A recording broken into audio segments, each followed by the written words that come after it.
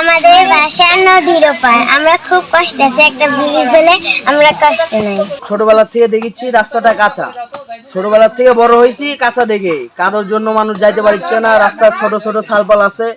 10 মিলে আমরা টাকা তুলে মনে করেন রাস্তাটা করেছি। এলাকার মেম্বার চেয়ারম্যানদের কাছে জানালে যা করে দিবনি, 20 বছর 25 বছর চলে যায়, ওর খবর থাকে না, ভোটের পরে আর কোনো খবর থাকে না। মেম্বারই চেয়ারম্যানই, আমি লীগ বিএমপি সবই দেখলাম।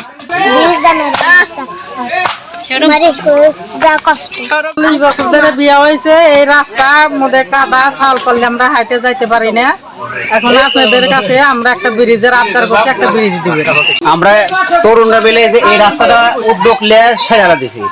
এখানে তরুণরা আপনি আজকে না খাওয়া অবস্থাও কাজ করেছি, কালকে খাওয়া দাওয়া করছি 10 মিলে, না খাওয়া অবস্থাও কাজ করেছি, কাজ করে এখনো খাইনি অনেক জন, কাজ চলিচ্ছে। আমরা চাচ্ছি এলাকাবাসীর মাধ্যমে টাকা উঠানোর মাধ্যমে রাস্তাটা হয় আমরা কমপ্লিট করছি, মানে সরকারি রাস্তার থেকে বাজেটের থেকে ভালো কাজ করেছি আমরা।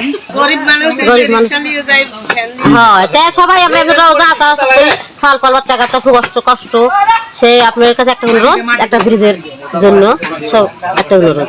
আপাতত ব্রিজের এতই প্রয়োজন, যে কোনো ব্রিজ কিসের এক অজুহাত আছে বলে পারে নদীর উপরে কেস করে থুছে, এত শয়ে শয়ে ব্রিজ হচ্ছে কেস হয়নি, আর আমার এই অবহেলিত জায়গার জন্য কেস হয়ে আছে। যে আমরা আবেদন জানাচ্ছি ব্রিজটা জানি এখানে হয়, সেই জন্য আমরা মেলা মানুষ এই ধরনের রাস্তাঘাটে এই জন্য কাজ করিচ্ছে, কাজ চলিচ্ছে, এই জন্য আপনার কাছে আমাদের আবেদন জানাচ্ছি ব্রিজটা জানি তাড়াতাড়ি হয়। এই রাস্তা মানে চলার অযোগ্য।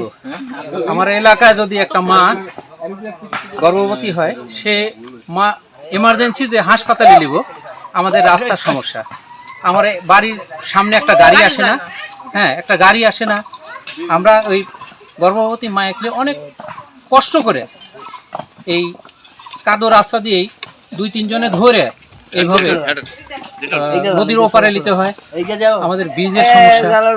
এই জন্যে আমি সরকারের কাছে অনুরোধ জানাচ্ছি যে আমার এলাকাটা যে অবহেলিত, এটা এই অবহেলিত এলাকাটা আমার নাটোরের এমপি সাহেব সে সরজমিনে এসে দেখে আমাদের এই রাস্তাটা এবং এই ব্রিজটা যাতে দ্রুত আমাদের এই সমস্যার সমাধানটা করে দেয়, এই আশা ব্যক্ত করছি।